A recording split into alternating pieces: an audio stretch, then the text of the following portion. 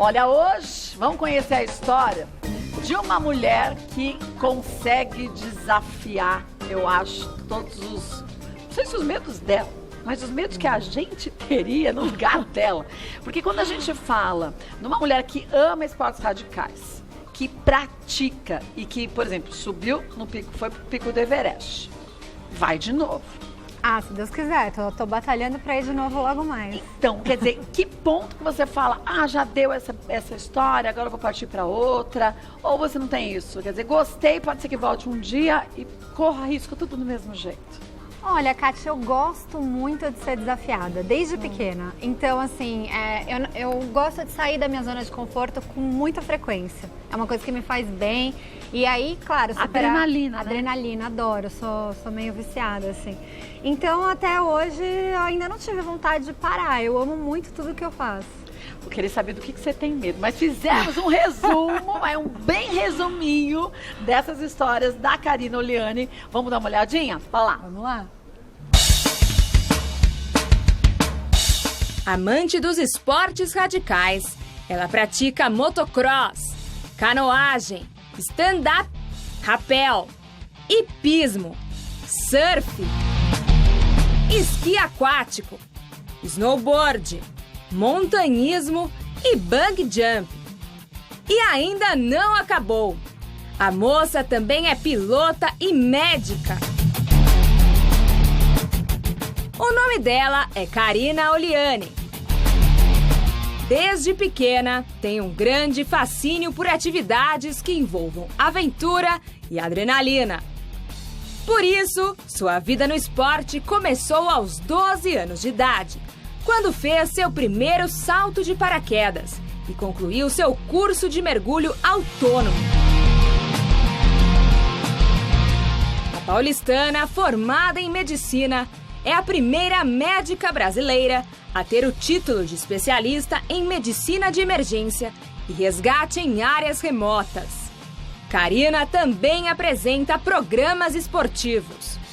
Já passou por diversas emissoras e ainda dirigiu a série Do Jeito Delas, onde realiza aventuras extremas em 7 países, como México, Bahamas e Suíça, junto à sua irmã Nathalie Oliani.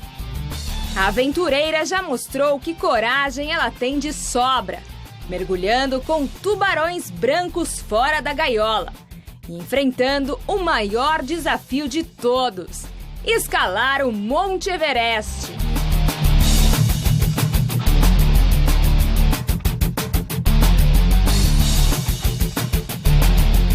Conheça mais a história de Karina e saiba como foram suas aventuras.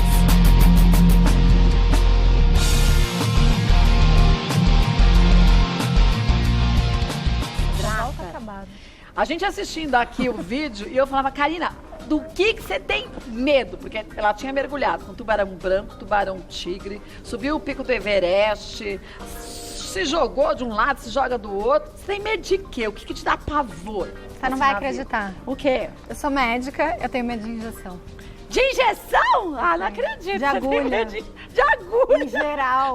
Não. Jura? Não, foi um desastre, porque quando eu entrei na faculdade de medicina, depois de 2 anos prestando vestibular, me matando de estudar. E aí tinha que tomar as vacinas obrigatórias antes de você começar a fazer medicina. E pra eu tomar... Você de chorar, de dar vexame? Eu sou daquelas de sair correndo e fugir. Não acredito! Nossa, e aí eu já fiquei, com a fama na faculdade de medicina, claro, porque desde o primeiro dia é uma médica que não tomava nem a vacina. É a medrosa de injeção. De injeção. E não de esportes radicais. Não, cada um com seus medos, né? Então, isso prova o quanto todo mundo tem medo. Todo mundo tem medo de alguma coisa. Tem algo que te limita, né? Uhum. Mas quando você tá, por exemplo, a gente estava vendo umas imagens daquela subida ao pico do Everest. Você falou, ali são menos 30, menos 40 graus. Sim. O corpo fica muito debilitado, quer dizer, porque o corpo ele acelera tanto o metabolismo para você conseguir aquecer, menos 30, menos 40 graus e aquele vento. Dizem que num dia de cume de Everest você gasta 15 mil calorias. 15 mil num dia? É. Quantos dias você passou ali? 55. 55? 55 dias de expedição para escalar o Everest. Desde a base dele até o topo? 55 dias? É porque você tem que fazer os ciclos de aclimatação. Então você sobe, desce, por exemplo. Aí eu já tinha subido e descido e tô descendo de novo. Aí sobe de novo. Não sabia que tinha isso, não. Você desce e sobe, desce e sobe. Porque a altitude é tão extrema e nenhum corpo está preparado para isso. E se você não fizer essa aclimatação, você morre no meio do caminho. Gente, então você tem que subir e descer a montanha pelo menos 3 vezes para o seu corpo... Ó, eu subindo de novo. Então 50... Ai, gente, essa escadinha... Eu ia ter medo de passar por essa escadinha. É a parte mais legal, é a parte que eu mais gosto. Legal, menina. Um escorregão já foi. Não pode escorregar mesmo, mas por isso que é bom. Porque não é uma quedinha de um lado ao outro, onde estava apoiada aquela escadinha, parece aquela escadinha de obra que a gente tem em casa. Tem quanto de profundidade? Tem greta de 200 metros. Já era, né? Já era. Quer dizer, escorregou o pezinho ali, trupicou, que nem a gente trupica no tapete. Próxima vida a gente vê o que faz, né? Essa é a parte mais técnica do Everest, né? Eles chamam de Combo Icefall.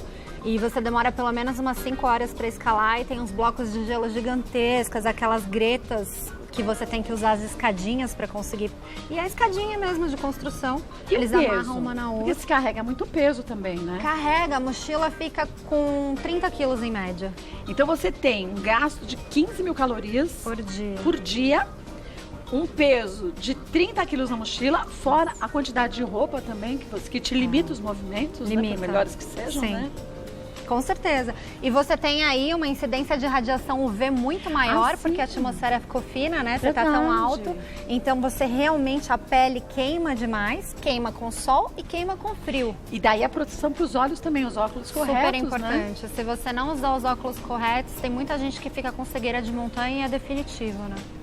Como você se prepara para isso? Porque também não é assim, legal, vou subir o pico do Everest, vou juntar uns amigos meus também, têm o mesmo gosto e vamos embora. Não tem é. Todo um Essas treino, expedições, elas demoram pelo menos 1 ano para você conseguir fazer um planejamento adequado, um treino bem feito. E quanto mais experiência em medicina de montanha você tiver, melhor, claro, porque isso vai te ajudar lá quando acontecerem os problemas.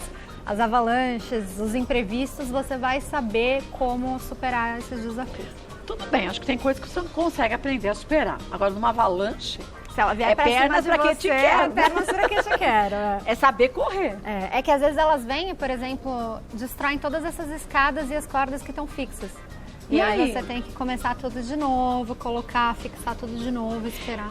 Desculpe a ignorância, mas quando acontece uma avalanche, normalmente ela começa a descer e desce na mesma direção ou ela pode mudar de rumo?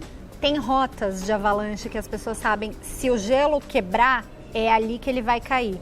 Então tem lugares que a gente sabe que é rota de avalanche. A gente tenta evitar esses lugares. Você olhando ali, você consegue ver? Ali é uma rota de avalanche? Claro. Quando você olha para a montanha, você consegue mais ou menos ter uma ideia aonde o gelo vai preferir cair. Porque ele vai seguir o caminho ali. Como se tivesse um marco assim? É, como se fosse o canyon, a passagem da água. Não sempre, né? Ó, essa é minha casa aí. Essa é a sua casa? Minha casa, 55 dias aí nessa barraquinha. Mas olha a vista. Você tá numa altura de... Aí é o acampamento base, eu tô a 5.300. Até que tá pouco. Tá baixinho. Até que tá pouco. Mas olha o céu, né? Olha esse céu estrelado. Que a paisagem é fantástica, que os tons também que você vai vendo de gelo, de vegetação, você não tem, porque tá tudo congelado. Mas eu acho que o contraste, né, do céu azul com o branco, com uma rocha, deve ser maravilhoso. É maravilhoso. Deve ser maravilhoso, mas medo mesmo, assim, que momento, assim, de medo você passou numa dessas expedições? Passou no Everest ou não? Um dos momentos dessa expedição que eu passei muito medo foi justamente quando uma avalanche estava vindo na nossa direção. Você olhou pra cima e viu que vinha. A gente escutou um estrondo, assim, um barulho horrível e tava bem perto. Não, faz um bom, tipo um trovão. Tipo um trovão? É. E aí a gente olhou pra cima e começou a vir assim, e a gente subindo, sobe rápido, corre, não sei o quê. E isso, a minha equipe era 4 pessoas, então 2 estavam acima, porque eles estavam me filmando e eles estavam mais pra cima. E eu e o Na primo... direção da avalanche. Na direção da avalanche.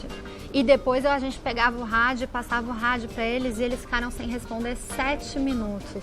Quer dizer, 7 minutos é uma vida. 7 quem minutos espera uma resposta, né? foi, assim, uma eternidade pra gente que não sabia se eles estavam vivos, se eles estavam soterrados. Mas aí vocês correram os dois, estavam embaixo, porque os dois já estavam em situação A gente entrou dentro de uma dessas gretas, colocou, assim, conseguiu entrar mais ou menos dentro da Nessa de greta. 200 metros? Não, numa bem menor.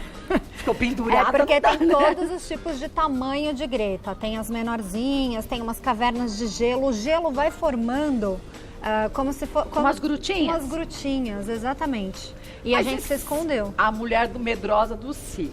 E se a avalanche vem e derruba a grutinha que você escolheu? Pode ser. Porque a grutinha é de gelo. E se a avalanche vem direto em você, não dá tempo nem de você correr? E se você foi num buraquinho que não era tão fundo e te atola do mesmo jeito? Mas e se você pensar em tudo isso e deixar de ver o que eu vi, Não, de concordo. sentir o que eu senti, porque concordo, a gente mas fica no em si. Isso mostra que a gente tem que estar preparado. Tem que estar preparado. A gente no intervalo falava assim, a gente tem medo de tantas coisas, tipo isso. Né? Fala assim, uma expedição como essa eu nunca vou. Mas a gente se coloca em riscos maiores, às vezes, em coisas que a gente está acostumado a fazer. Por exemplo, você sabe nadar, eu não sei nadar. Então, eu não me ponho em risco. Eu já mergulhei de cilindro, mas você vai na zona de segurança. Eu vou fazer isso prestando muita atenção. Quem sabe nadar, se arrisca muito mais. É verdade. Então, quer dizer, uma vez o medo que a gente tem, não vai impedir a gente de fazer algumas coisas, mas vai impedir a gente de fazer sem ter o equilíbrio e a informação correta.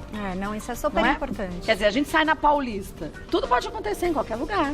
Mas você tem que fazer a sua parte. Você não vai Quem deixar de mora em sair. São Paulo já é uma pessoa corajosa, né?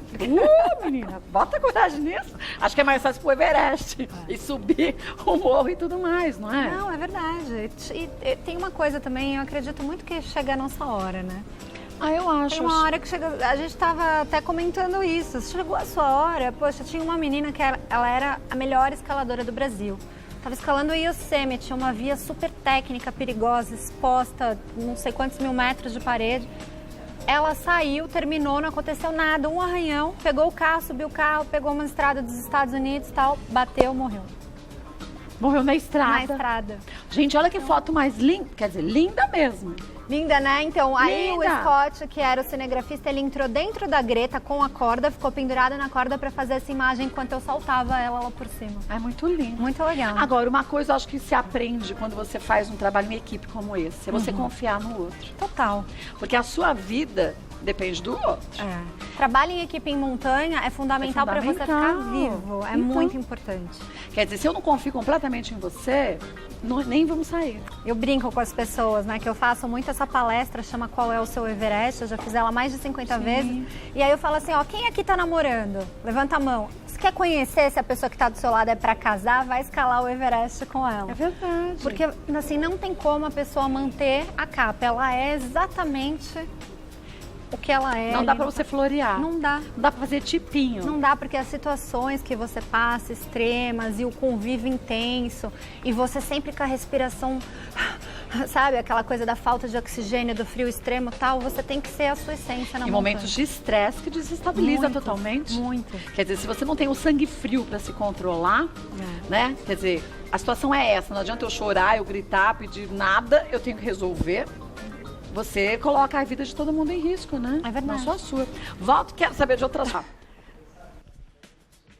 Sim, né, que como eu estava te dizendo, né, você viu meu porte atlético, eu tenho um porte atlético nesse Você exemplo. tá querendo dessa vez? Cara do céu, você me Desculpa, cardíaco. Caramba, mas o que é cardíaca? E você quer ir aonde sendo cardíaca? Eu tô falando com a Marina aqui. Karina! Karina! Então, com ela também, que eu queria no Everest, né, Mar? Você quer ir aonde no Everest? Ela Quer falou perder que... uns quilinhos lá, porque eu É. tava falando pra ele que numa temporada de Ela- escalada...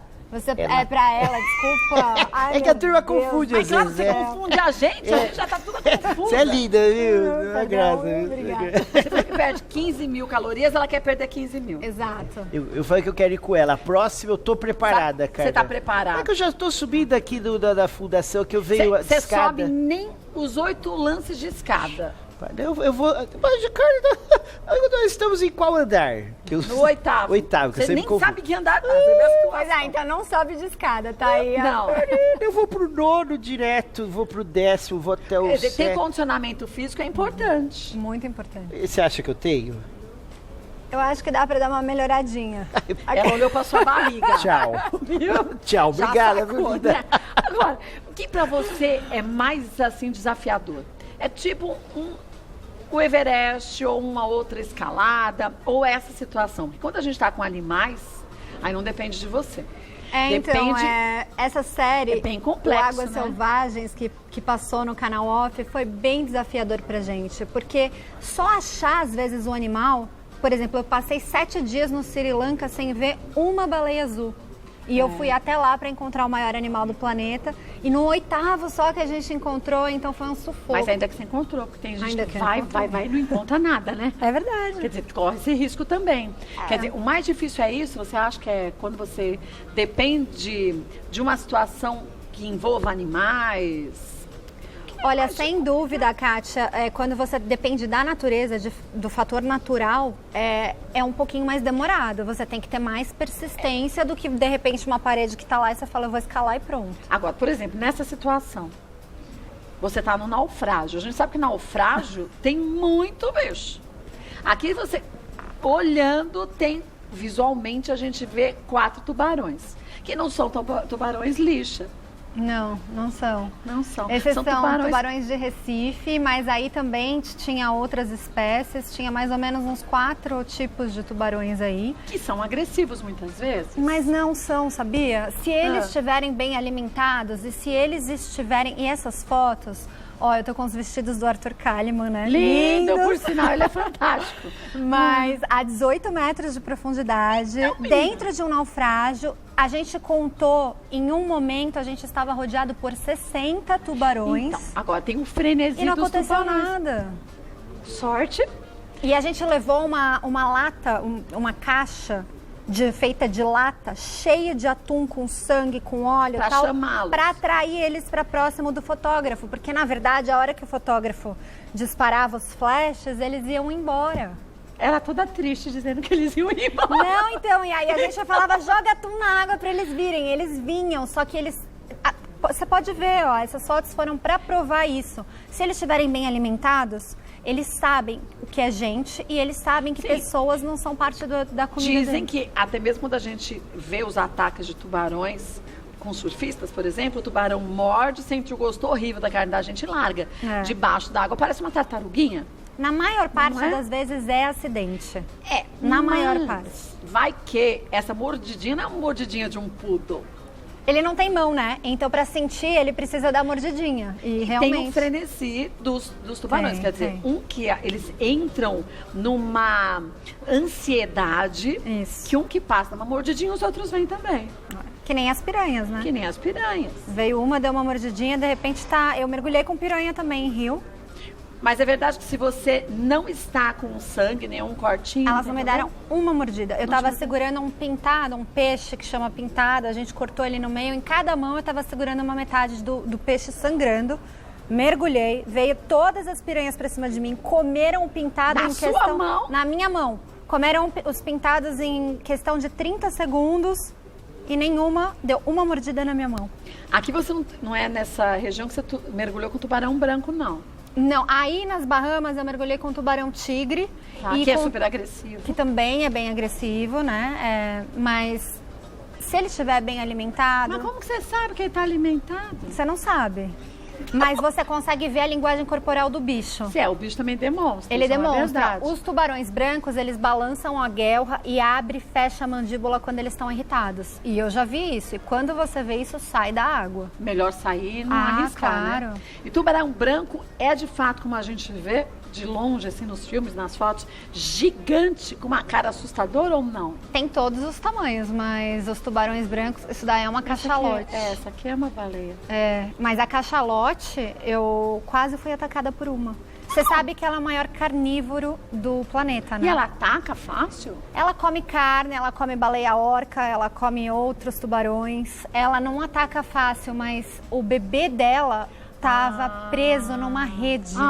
Tadinho. E aí a gente chegou perto dela no momento errado. E ela ficou super irritada com a gente, que a gente se aproximou demais. Exatamente, né? Só que a gente não viu o filho dela. Depois que a gente foi ver. E morreu? Não naquele dia. Naquele dia ele não morreu, mas provavelmente... Porque aí Morreu. a gente vê o quanto que a gente estraga a natureza, né? Demais. Essas redes de arrastão que se diz, que joga no fundo do mar e vai arrastando tudo, gente, acaba ali a vida marinha de milhões de anos, né? Tem uma pesquisa muito triste que diz que, e não é daqui a muito tempo, em 2050 vai ter mais plástico e lixo no oceano do que peixe. E você duvida isso? Não, eu não duvido. Quantas tartarugas que o IBAMA aqui no Brasil recolhe que estão, quando já estavam mortas, né? Vão abrir, é tanto pedaço de plástico, é tanto ferro dentro dela, que aí a gente vê o quanto que a gente estraga a natureza. Quer dizer, a gente tem medo dos bichos, mas eles deviam ter muito mais medo da gente. Eles têm, né? Eles têm. A gente deveria de abrir os olhos e falar que mundo que a gente vai deixar para os nossos filhos. Pois é, se é que vai ter algum mundo, né? Do jeito que as coisas vão. A gente viu uma cena que é a anterior dos atendimentos que você faz também. Quer dizer, a gente falou aqui dos esportes radicais, mas você como médica ajudou já vítimas de terremotos, quer dizer, em várias situações você também esteve presente. Sim, essa é a parte que eu amo, assim, eu fiz medicina e eu gostava muito do contato com a natureza, então quando eu me formei eu falei, caramba, não vai dar para eu ficar trabalhando dentro de hospital e clínica fechada, eu vou ter que fazer um tipo de medicina. Aberta, né? E aí eu comecei a fazer projetos sociais desde 2007, quando eu me formei. Já fui para Ruanda, para Etiópia, Uganda, Nepal, Sertão, Amazônia. Aí é uma expedição que a gente fez no Sertão o ano passado. Eu levei 23 colegas médicos comigo, de todas as especialidades, desde pediatra até oftalmologista, ginecologista, e a gente fez mais de 2.000 atendimentos médicos no E plano. aí a gente vê as realidades completamente diferentes. Completamente né? diferentes. A gente está num país que, na verdade, mais parece um mundo. São vários países dentro de uma região só, né? O Brasil tem um abismo, né, entre... Até São Paulo mesmo. Você está dirigindo num bairro, aí depois você vai para o outro e você vê essa desigualdade no Brasil é muito grande, né? É meio uma crueldade. Em alguns momentos, Incomoda, você tem né? o básico, né? Claro. Não é que você não tem conforto, você não tem o mínimo. E não podia ser tão desigual. Claro que umas pessoas podem ter um pouco mais, outras um pouco menos, mas aqui é muito grande, está muito errado. Tem muita gente que não tem nada, nem a mínima condição de existência, não é nem um confortinho, né? A gente vê, você falou dessa expedição que vocês fizeram com vários médicos, mas muitas vezes a gente vê que o grupo é pequeno, que vai para regiões muito distantes, como outros países, enquanto no Brasil ainda é mais fácil. É difícil você conseguir não só profissionais, mas a permissão de entrada em algumas regiões dessas? Algumas regiões, elas dificultam demais o nosso trabalho. Elas dificultam a entrada dos nossos equipamentos, elas não ajudam com nada. A gente fala, você poderia ceder uma escola, um galpão, qualquer coisa, né? algum lugar para a gente levar os pacientes. Tem gente que realmente não está nem aí para nada triste, e para ninguém. É triste. Essa pessoa vai ter que evoluir muito, vai ter que passar por muitas coisas para ela conseguir ver que a gente faz parte de um todo. É verdade. A gente está flutuando num negócio tão maior, a gente é tão pequenininho. É um grãozinho de areia, né? Um grãozinho flutuando nesse planeta que chama Terra.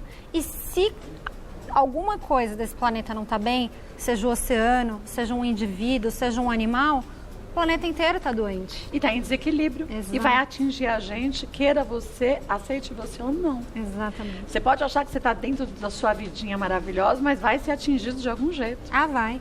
Se não é um outro ser do seu lado, é a natureza que vai te cobrar de algum jeito. E a gente vê tsunamis, maremotos e tantas coisas que acontecem justamente disso, né? É verdade. Do quanto que a gente estraga, a gente traz desequilíbrio para esse planeta. Demais. Você estava contando no intervalo pra gente que em julho você estreia um quadro no Fantástico, que também vai ser um quadro que vai mostrar essas situações todas de formas diferentes do que você já fez até hoje. Essa proposta veio bem aquilo que você estava querendo mostrar, de não simplesmente subir, mas a realidade dessas situações todas, Karina? Olha, esse programa vão ser... Eu falo que eu fiz uma escola, né? Esses 10 anos de TV, assim, de aventuras para televisão, é a escola que eu precisava para eu chegar agora nesse projeto que sempre foi meu sonho de vida. Então são aventuras realmente fantásticas. Tipo, uma que você possa contar. Tem alguma? Tem, mas eu ainda não posso contar. Posso contar, mas não agora. Não exatamente então, agora. tudo que você fez até hoje é fichinha. Não vamos dizer assim que é fichinha. Fichinha assim, perto do que você vai fazer e da dificuldade, que às vezes não é a dificuldade de subir, é de como chegar lá para você concluir as coisas. Não, essas aventuras, elas vão ser algo... Algumas nunca feito antes por ninguém, completamente inéditas, vão ser bonitas, vão ser captadas de uma maneira com qualidade de cinema, assim, vai ficar uma coisa muito bonita. Eu tô dando o meu melhor para isso. E o legal é que teve muita gente que acreditou nisso também, para tornar isso possível. Com certeza. Né? Porque volta-se a dizer do trabalho em equipe, como é importante. Total. A gente pode ter uma ideia mirabolante que acha que é fantástico, mas se outras pessoas não compram essa ideia e se dedicam, porque aí vai investimento, totalmente. Aí vai pessoal, muita coisa envolvida. Os próprios cinegrafistas, as pessoas que estão atrás das câmeras, elas têm que ter a mesma paixão e o mesmo carinho para fazer isso, para ter a qualidade, né? Não adianta... Sozinho a gente é muito limitada. A gente não é nadinha, né? Vamos ser sinceros, não tem como não. Agora, para encerrar, sua família, como encara essa sua paixão por aventura? Kátia, meus pais são as pessoas mais maravilhosas do mundo, assim, agradeço a Deus todos os dias pela família que eu nasci, mas, assim, como qualquer pai, eu não culpo eles se preocupam sim. Por exemplo, quando eu fui pro Everest em 2013, meu pai falou que ele ficou muitas noites sem dormir. Por que você conta que você vai?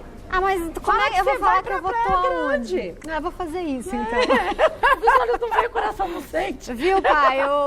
Mês que vem eu não tô no Everest, eu tô em Peruíbe, pode ser? Tá lá, num camping. Pronto. Às vezes é isso. A gente acha que o filho corre risco de ir pro Everest e ele está num outro lugar bem simples que o risco pode estar lá. Pois é, exato. E eu fiz o erro de levar, eu fui convidada para ser embaixadora do filme Everest no Brasil. Lembra que estreou ano passado? Foi. Fiz o erro, ganhei vários convites. Aí meus pais assim, vamos no cinema comigo. Eles não saem do filme chorando. Eu falo, por que vocês estão chorando? O filme não foi tão triste assim. Porque você foi nessa montanha. Eu falei, eu sei, eu fui, só que eu tô viva e tô aqui com vocês no cinema. Mas você vai de novo, né? Não, vou pra Praia Grande. Vai pra Praia Grande. Peruíbe, Praia Grande. É sempre melhor. Chegou já. Olha, deixa eu agradecer mais uma vez a oportunidade de poder não só conhecer a sua história, mas mostrar, gente, quanto que a gente tem que ir atrás de conquistar aquilo que pra gente é importante. Aquilo que é importante pra gente pode ser nada pra tanta gente, mas é importante pra você, vá atrás e conquiste. Concordo com você. Eu acho que se a gente vai ficar na zona de conforto, e a gente conversava sobre isso, é terrível, porque zona de conforto tá quentinho, tá gostoso, mas você tá infeliz. Então nem precisa ser um Everest, pode ser qualquer coisa, tá insatisfeito no seu emprego, na sua vida, muda. Todo dia a gente pode acordar e mudar. Tem uma frase que eu amo. Nisso? Qual é? Tudo que você deseja, todos os seus sonhos estão fora da sua zona de conforto. É, porque a zona do conforto é só quentinho, tá gostoso, mas não tá feliz. Tem então nada bom de lá, não tem nada bom lá. Não tem nada. Olha, eu vou passar o site para vocês acompanharem todo depois, quando ela já, a partir de julho, quando a gente puder saber as novidades do programa, do quadro lá no Fantástico, é o www.carinaoliane.com.br. Tem as palestras e tudo mais que você também coloca tem lá, as mídias sociais que eu vou divulgar logo antes de ir pro ar. Quem quiser saber é @CarinaOliane, Carina com K, Oliane com E no final. É só segui-la que você vai saber de tudo. Beijo, obrigada, parabéns. Um prazer. Todo meu. Muito Sucesso obrigada. pra você.